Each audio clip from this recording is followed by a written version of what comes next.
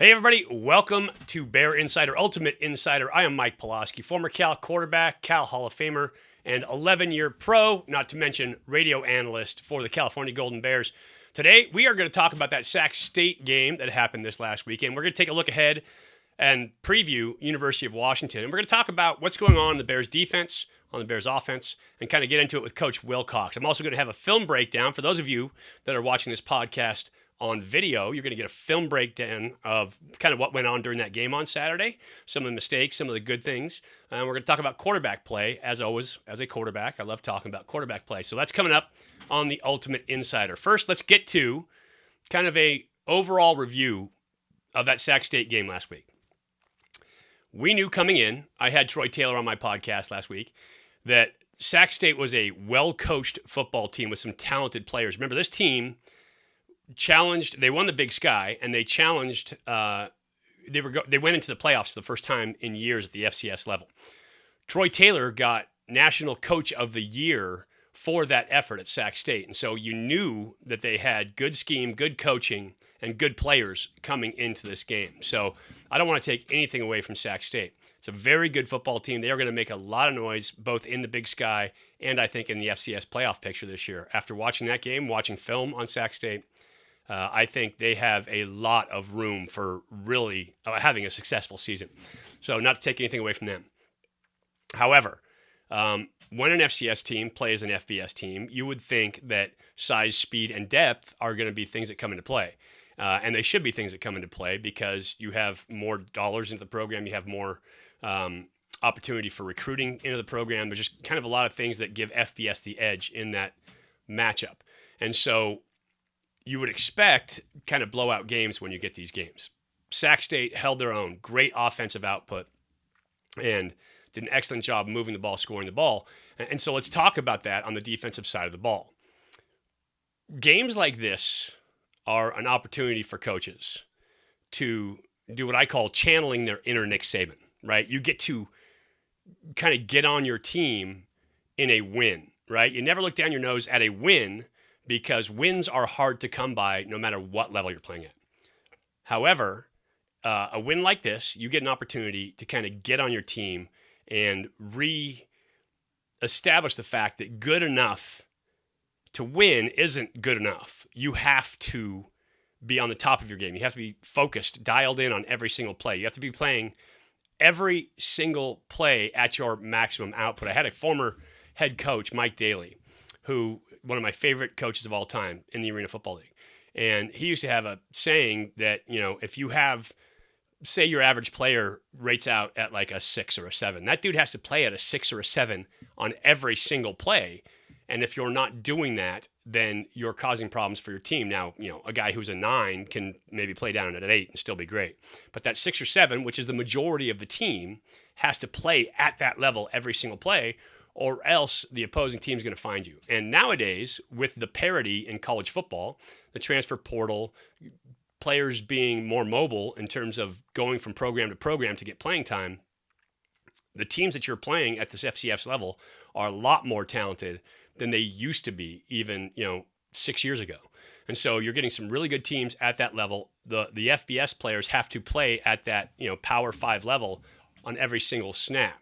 What was happening with Cal's defense? Well, there's a couple things going on. And we saw it kind of show itself initially in that Nevada game, in that the corners on the outside, when they got soloed up in man coverage, didn't look confident.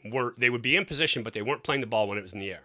And that happened against TCU again. And then now this game against Sac State, we saw that again. Sac State able to complete balls over the top. And I'm going to show you a video clip of this coming up if you are watching this on video.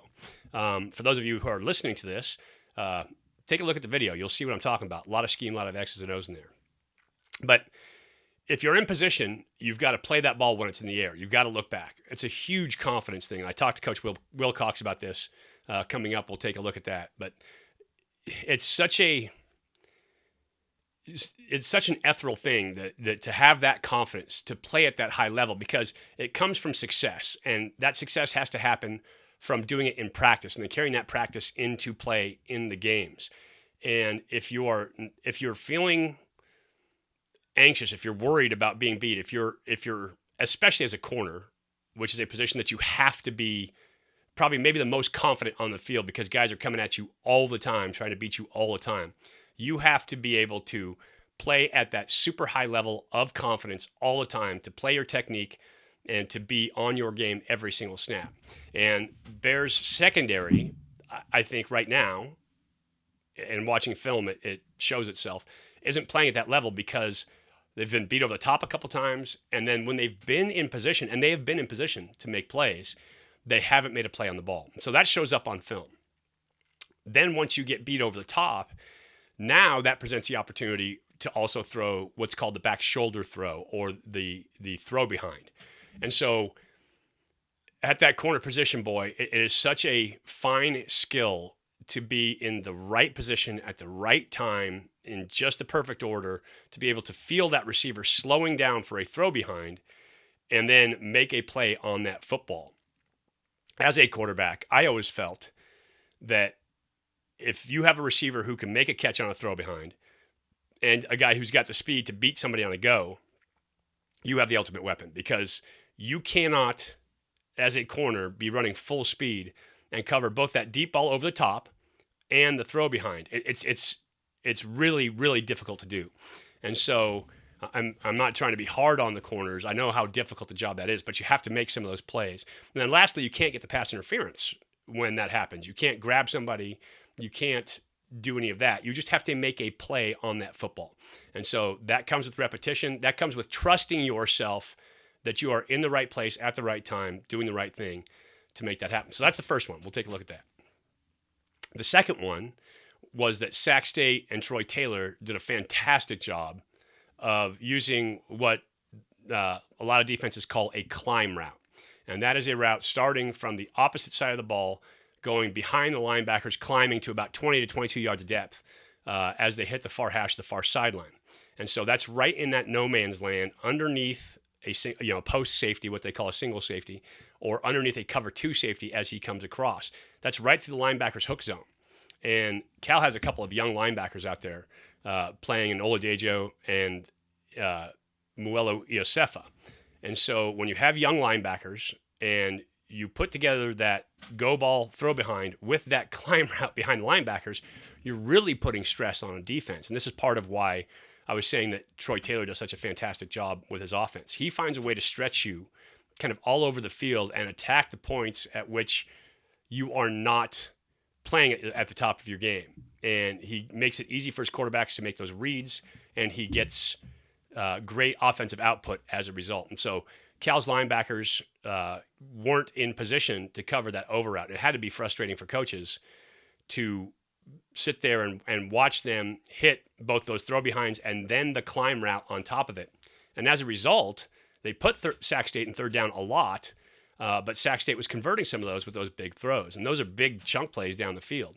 And so as a defensive coordinator, that is hard to do. That's part of what I was talking about. Being good enough is not good enough. And so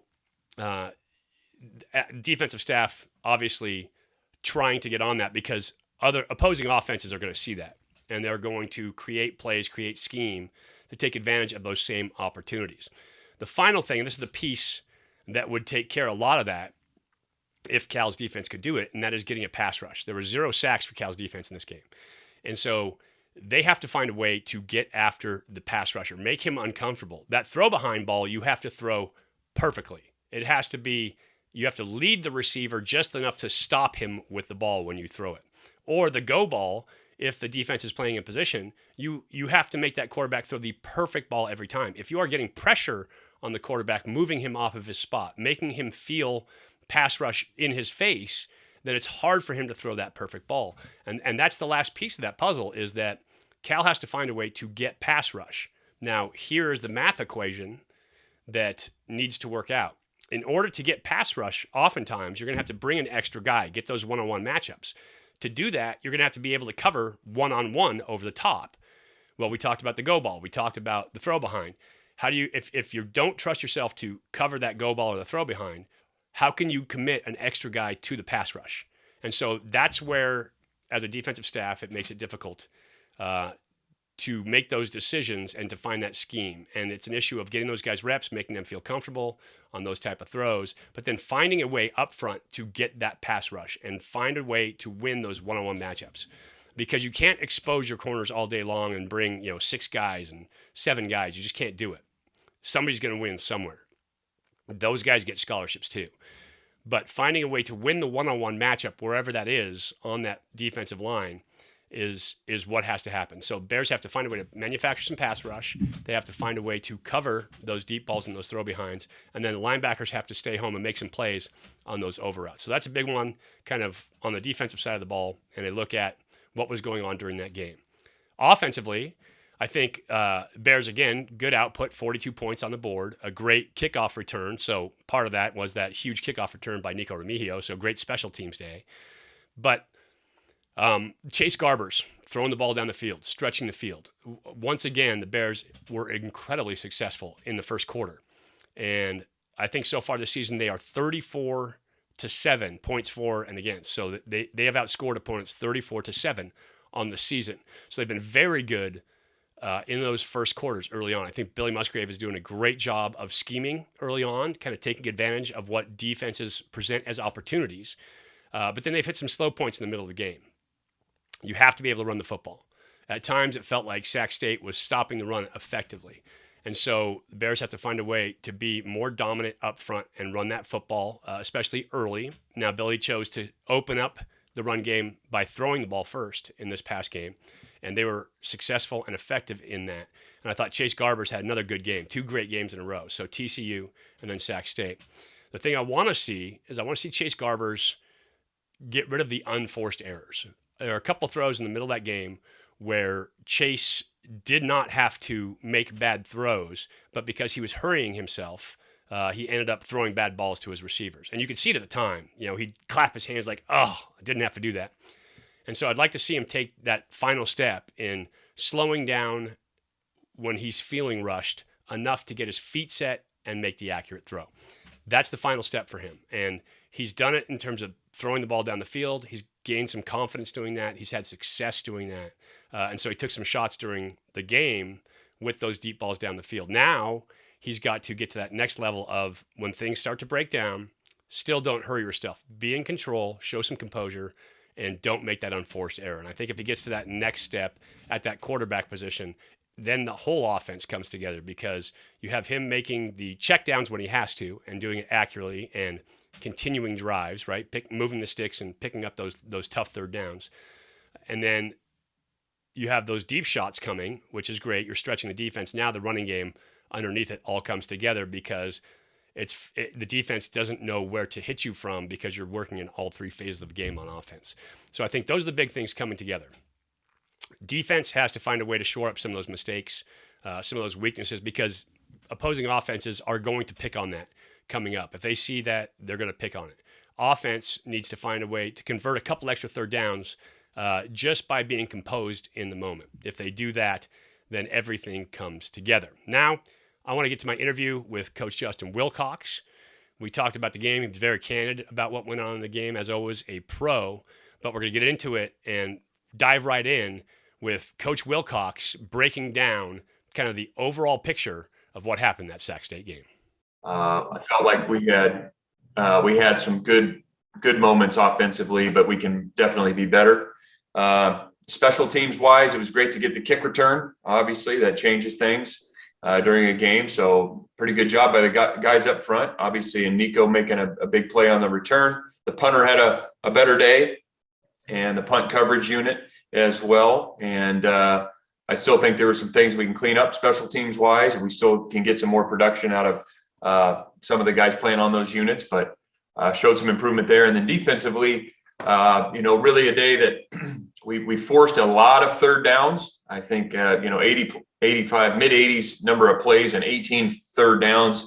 However, we gave up way too many of those. And, the standard, by which our guys expect to play and we expect them to play, we didn't quite meet that. I think Troy and their offense did a fantastic job. They made some really good plays. They had good scheme, as we knew that they would. And their guys made some plays on the ball in the pass game. And we just got to be much better there. And so the coaches have to do better, and the players have to take the practice and apply it to the game. And that's really the what came out of watching the tape on Sunday and Monday.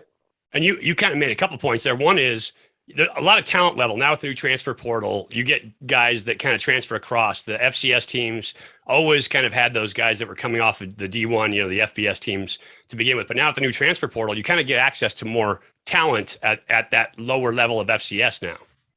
Yeah, I mean, they have some good players, no doubt. I mean, their receivers, tight ends, quarterbacks made some plays. The backs, can do some things. And so, it wasn't a lack of, I don't think, want to on our part, and it wasn't a lack of respect. We knew they'd have good players and good schemes coming in, and we just didn't execute very well, especially defensively, mostly defensively. And so we've just got to be much better there. And it's coaches and players, everybody's involved with that. And so there were some good things, so we got to build on those, but we have plenty of things that need to be addressed. And so you're obviously defense, your side of the ball, and a secondary member yourself, a guy who played in the secondary. Talk about kind of what was going on, and we're going to show some film of this, but the throw behinds and then that climb route that they were running. Talk about what the issue was there. Well, if it's depends on the coverage, but I guess generally speaking, the one-on-one balls on the perimeter, we were struggling to make a play on, whether we got in phase and didn't get our head around, whether we were too high on the receiver, where they threw the back shoulder behind us. We had a couple PIs again that we really are in good position, and there's no need for a PI. We weren't trailing, they weren't out of reach. So we've got to play with some better calm in those moments. And then a couple of climb overs off play action is, what we had seen from them prior. And if we were in man or matching it, then we actually played that route okay. Where we got in trouble was the underneath coverage by the inside linebackers, and the nickels wasn't very good. Again, applying practice to the game is what we kind of keep coming back to. And we had some really good pictures of it in practice. We struggled to apply those in the game, but whether it was the inside linebackers, the nickel, our eye control was poor. And that's what opened up the windows in some of the play action crossing route game. And a huge part of that is confidence, right? Guys being confident enough to cover the go route, be in good position to make the play when it happens. And on that crossing route for a linebacker to drop into his zone and then be aware of what's going on around him, right? So with young linebackers, a confidence issue, an awareness issue, how much does that confidence or lack of confidence come into it? Well, I think, all of this boils down to experience and demonstrated performance. You have to go through those reps. You have to carry them over from practice to the game. And then once you get in the games, and you have success, in that environment, that is what really builds confidence. You give yourself a head start by your preparation. That's first and foremost. How you practice during the week, you're prepared, you understand what's being asked of you, what the technique is, the effort that's obviously required. And then we have to, as coaches and players, carry it to the game so they can build confidence. I think we talked about this last week. True confidence comes from the demonstrated performance. We can prepare and prepare and prepare, but that rehearsal has got to show up and, manifest itself in good play on Saturdays, regardless of what you did, Monday through Friday. So I imagine you're probably an outlier, but a lot of people can hit the ball straight on the driving range. We got to be able to go do that when it's real. So I'm not an outlier. I would hit it great on the driving range, and then that's where my game. That's why I stayed around a 6 or a 7 handicap, because I kept shaking it out of bounds. Yeah. So it's the same idea. I mean, the training and the rehearsal prepares you for the weekend, and then we have to carry that over to the weekend. And I used to, so as 5,000 pro snaps for me. I played 5,000 professional starting snaps, but every single year I would throw back across my body for that one pick that I know I shouldn't do. And I make that mistake. And then it'll be like, okay, check, did that. How much can those young players take from that experience, right? You take it away. It's like touching the hot stove. And it's like, okay, next time I'm doing it the right way. I got to believe in what I'm being coached to do. That's what you're looking for, the ability to learn and process. And, we always talk about make a new mistake. And as long as we're making new mistakes, that's growth. What you want to stay away from is repetitive mistakes, whether you're as a team or a player or a coach, we got to steer clear of the repetitive mistakes. So we think the guys that are out there have the ability to do what we're asking them to do. And we got to continue to work with them during practice and help them understand the technique so they can trust those and go out and perform on Saturdays. And so, again, you never look down your nose at a loss. And so we've kind of harped on the negative here, but who were some of your high performers in the game? Obviously, there were players that showed up and played really well. Cam Good was all over the place to me once again. He seems to be just a guy who's there every single day. Talk about the high performers on both sides of the ball. Yeah, I think Cam has been noticeable the first 3 games. He's made plays in the backfield. I still think he can be even better, and I bet he'd tell you the same thing, but Cam impacts the game. He is a guy that can rush the quarterback. He can make a tackle for a loss. He can tip a ball, and kind of a playmaker. That's what Cam is, and he's the one on defense right now that is really shown up. I would say offensively, the guys that got the game balls for us were 2 offensive linemen, Cindric and Will Craig, and both those guys graded out pretty high and 2 weeks in a row. So really pleased with their growth, especially in the pass protection. I think this was a no sack game for us, and I think they did a excellent job. And then in special teams, Nico was the guy awarded the game ball, and he just obviously had a huge return coming out of halftime and really setting the tone for the second half. Yeah, that huge return, and you could see it from upstairs in the box. Like as soon as he caught the ball, everything set itself up perfect for a really clean return on his part, and to follow that blocking that was a great return. That was great to watch. Yeah, and it really nicely done. Coach Regal did a great job setting that up, and how they covered the first kick, made a small adjustment, and really did a nice job executing the one at the start of the half there, and got a touchdown out of it. Yeah, and you just mentioned, you said no sack game on offense, obviously, but no sacks on defense either, just to kind of touch back on that again. In a game versus Sac State, they're talented, but you would expect that, your depth and your size would kind of at least get a couple sacks on the board. There's no doubt. Our play up front, again, especially in the pass game, needs to be better. It's not all coverage. There's obviously there were coverage issues that need to be fixed. We also have to rush the quarterback more effectively, whether we're rushing with 4 or 5 or how many ever rushers. We have to be more effective in the pass rush, impacting the quarterback, making it uncomfortable. We had too many times where we had too many people above the quarterback and allowed him to step up into the pocket and scramble or draw or throw the ball down the field. So as a defensive front, especially interior and the other edge, we got to do a better job rushing the quarterback. Because if you're going to play 85 snaps or whatever it was, and they're going to throw the ball that many times, we have to be able to affect the quarterback. One of the things as a player that kind of always struck me, until you get to that point where, for lack of a better term, there's no escape hatches on your technique, right? I'm doing the technique perfect. There's no escape hatch. It's not like I'm nervous, I'm holding back, I'm doing all of that. I'm going to execute my technique 100% and commit to it. Where is the team in that point in terms of committing to that technique? And if they just trust it, that it'll happen? Yeah, I think there's kind of person by person, because we have some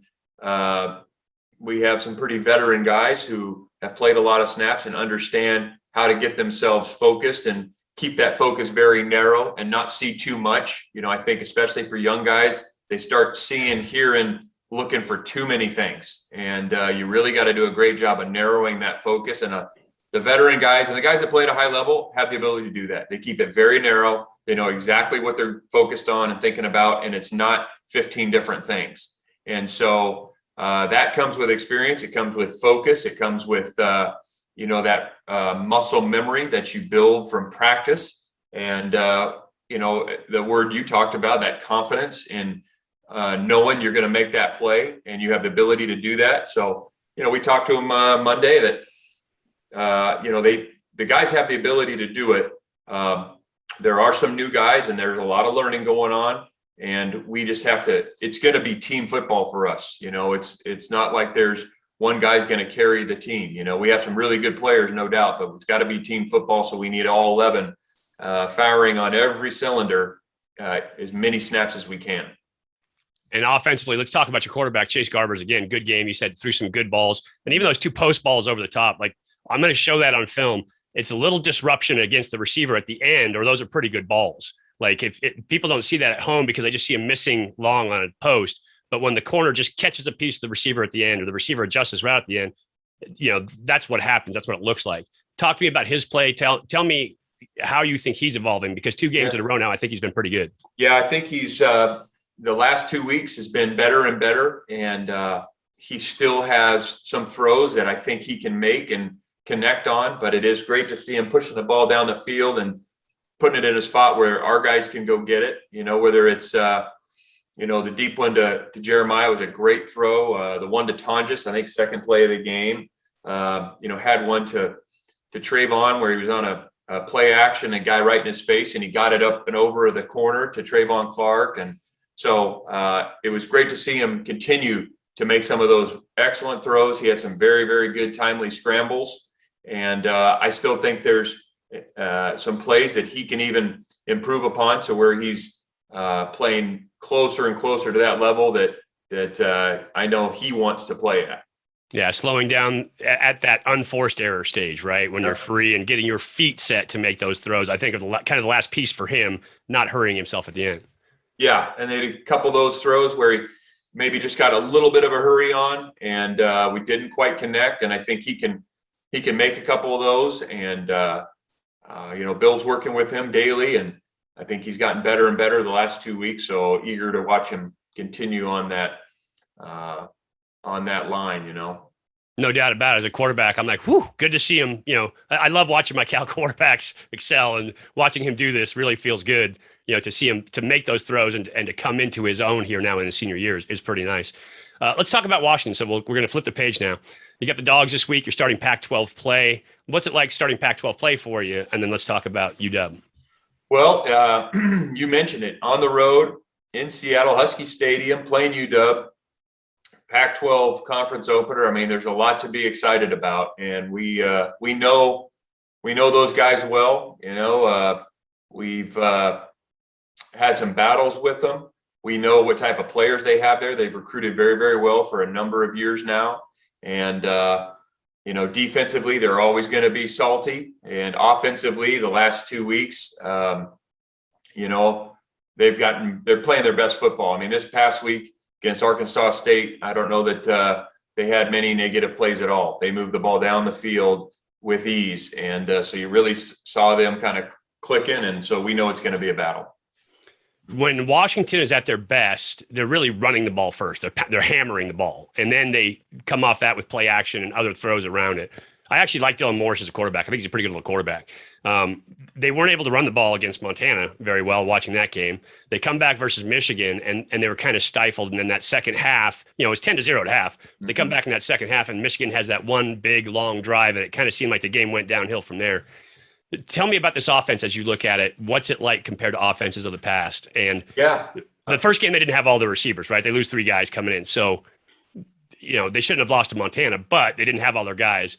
Against Michigan, they're back. And then this against Arkansas State, they're back. What do they look like? Yeah, each and every week, you could see the change and the differences. And I think you mentioned it. I know the Michigan game, maybe the score probably wasn't indicative of how it could have gone. And Washington has some, they do a really good job with their run scheme.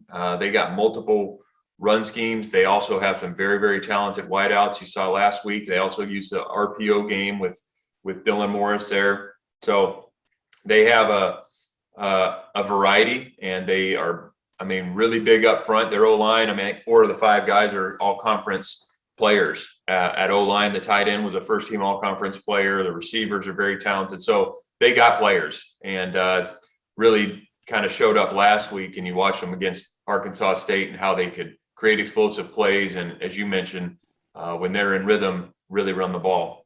And defensively, when Washington's at its best, it feels like they're playing with 13 dudes. Like they're everywhere. They're moving when you're not looking. They're kind of what a defensive coordinator wants to create, is this confusion on the offense with an extra guy at the point of attack every time. What do they look like on film to you on defense this year? Yeah, again, very good. Jimmy Lakes has a defensive background, as you know, and they're going to be well coached. They got Coach Gregory's their defensive coordinator, so they know what they're doing.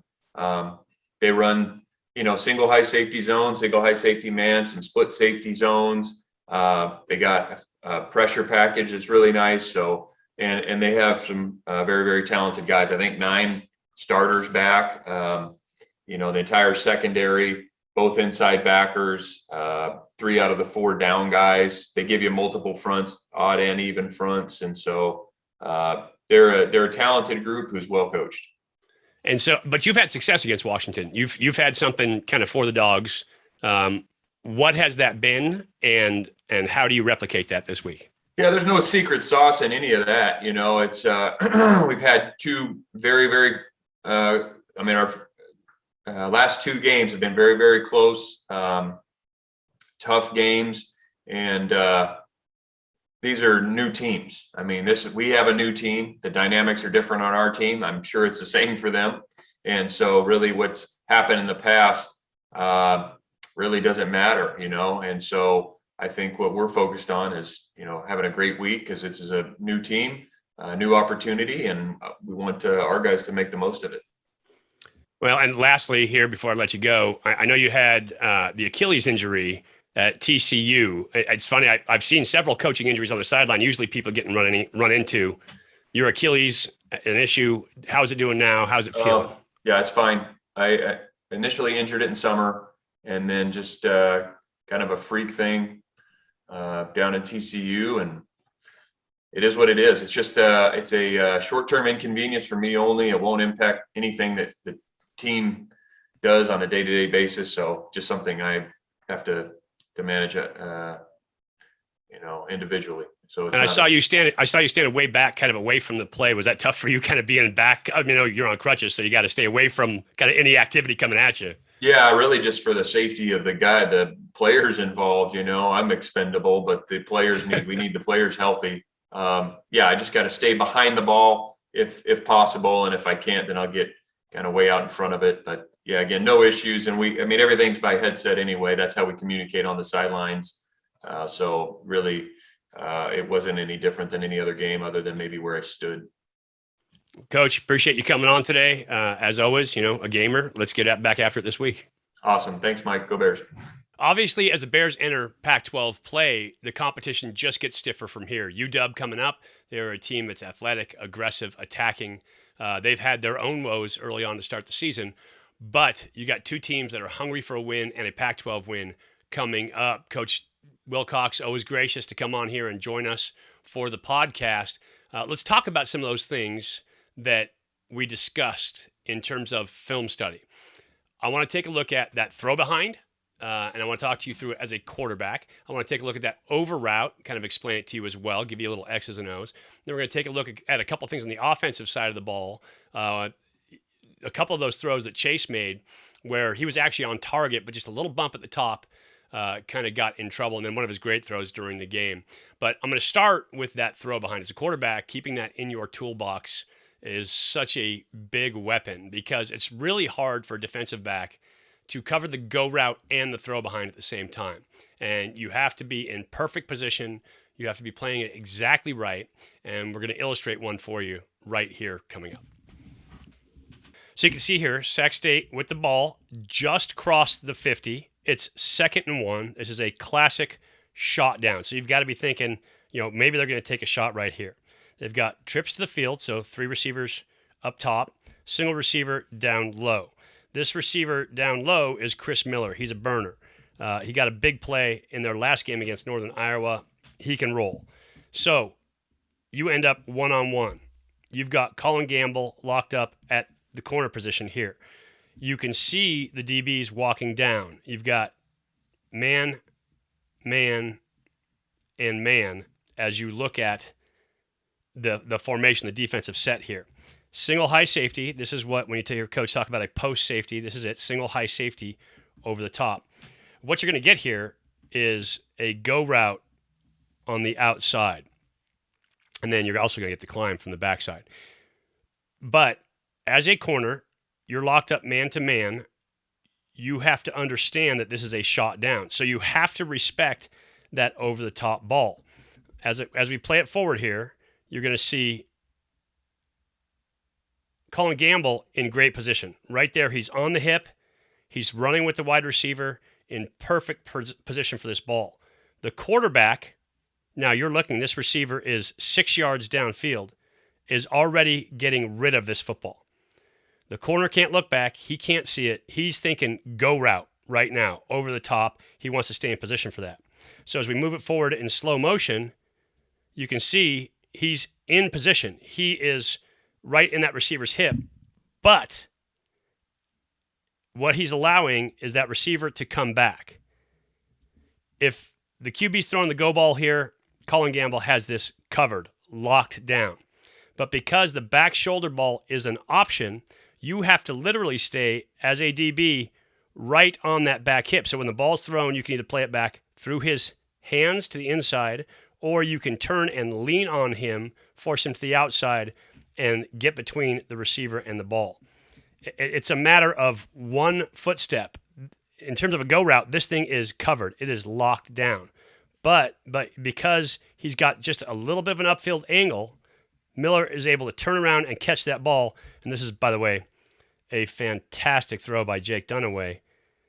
Again, look at the timing when this ball comes out. Receiver is 5, 6 yards downfield, and Dunaway is getting rid of that football. So excellent timing. He sees that corner over the top. There's no place to put this ball on the go throw, and he decided early on he was going to throw this as a back shoulder ball and throws a perfect ball. So tough duty. You have to be in perfect position. Colin Gamble, just a sophomore, and so he hasn't had a ton of reps of this at the college level with college athletes. But being in position is not good enough. Being in perfect position is what it takes to cover the combination of that throw behind and the go ball. So we saw that throw behind incredibly difficult to cover. Now the Bears got hit by that throw behind or the go route a couple times in this game. So what do? The answer is you put a safety over the top for help. So now the corner can play underneath and trail, and the safety can take the deep ball over the top. So you help them out. Well, when that happens now, Troy Taylor, we talked about how smart he is and how good his offense is. You have the over route to accompany that go route. And so the trick is your linebackers have to cover those hook zones inside. Well, when you add play action to the play, all of a sudden linebackers have to on a run. You get yourself in trouble. We're going to take a look at that over route now. The Bears trying to find an answer for that throw behind and the go route by playing cover 2. So you can see here, 2 high safeties, what coach calls split safety or cover 2. You've got, looks like man up to the top, so it's going to be 2 man. And it looks like man here. So you got 2 man coverage. This should take away that throw behind. It should definitely take away the go ball. Your corners can play in trail, and your safeties can take the high ball on the go route. So we saw it before. You're going to get go route down the sideline and the over route here. Well, Troy Taylor is going to add in play action. So you get play action across and cross action by the backs. And so these linebackers, both being young, step up to on a run first. What does that leave? It leaves that nice open hole over the middle. Now, this is defensible. I'm not saying it's indefensible. Troy Taylor's got great scheme, but you have to be able to defend it. And it takes some awareness by young linebackers down in distance here. So you can see it's 10 yards to go. As soon as you see run right there, you should now drop for depth, find out who's coming across your zone. And as a linebacker, you got to go look it up and find it. You've got this coming across your zone right now, vacated. Quarterback sees before the snap, I've got a corner and a safety over the top, so 2-on-1 to the outside. Can't go there. He's going to come back inside to all that green grass. Finds it, gets it to Sac State, the guy they call a tight end in this case. And this is pitch and catch for a quarterback. Get that ball over the middle and get the big yards. So that's a look at what was happening offensively in terms of that throw behind and that over or climb route, as they called it. So obviously they tried to adjust for it with some scheme to help out. Young linebackers in the middle have to have a little bit of savvy. Now they've seen it, as Coach Wilcox pointed out. Now that they've seen it, they need to come back and adjust their play and be able to play both run and drop into zones, look it up a little bit quicker on their steps, get underneath things, and play that middle hook zone a little tougher. So now we've looked at that. Let's look at some offensive film. I want to talk about Chase. So Chase was throwing the ball vertically down the field really well. There's a couple deep balls that he missed. And I said on the radio at the time, sometimes when a quarterback overthrows a receiver, it's because he just overthrew the receiver. Cranked it up, just missed him. But there's a couple post routes that Chase threw over the top that he was actually right on target, but the receiver got jostled right at the top of his route. I'm going to show you one of those right now. Here's a little QB 101 for you. This is what's called cover 4. You can see 4 guys across the top in an umbrella. And what you end up getting cover 4, 3-by-1 set here for Cal, is almost man on the outside here. He's got high quarters, but once this route gets vertical, he has to play it man. And then this DB is looking, again, he's got high quarters, but if this receiver gets vertical, once he gets past 8, 9, 12 yards, depends on different defensive coordinators. But once he gets into that range where he's going vertical, now he locks on man as well. So same thing on the backside too. This safety is actually looking for anything coming from over here, and it's designed to stop vertical passing games, designed to stop the 4 verticals, which teams got really effective with. And it's the same coverage, by the way, Gary Patterson played. He's kind of the inventor or originator of it anyway. So there's an old route called a cover 4 beater. And what you're going to get is a vertical route by number 2. He's going to sit down and run a curl. And then you get a post where you widen and then run the post on the outside. Every team in America has this play in their playbook. It's effective against cover 4. If you catch them in it, it could be really good. It's really, this guy's got to play good D. And so this is one of those routes where I was telling you about. Chase threw a really good ball. And people will look at it and go, oh, they missed him over the top. And if you don't know it kind of well enough, I could totally understand where you'd come with that conclusion. But let's watch what happens here. And you're going to see the receiver on the outside, I believe it's Jeremiah Hunter, right at the top of his route as he's breaking to the post, he's going to get jostled. So right here, Chase just took one hitch up. He's taking a second hitch up. And right now you can see he's getting ready to put that plant foot in the ground. He's about ready to rip that ball. So he's made a decision that this safety sat, and they're going to get this post route over the top. And so his mind is doing the geometry, all the calculations it has to do right now as he's putting that foot forward, and he sees the relationship on the outside. He thinks he's got this throw, and so he's going to let her rip right here. Ball's coming out. But what you can see is this DB has his hands on the receiver.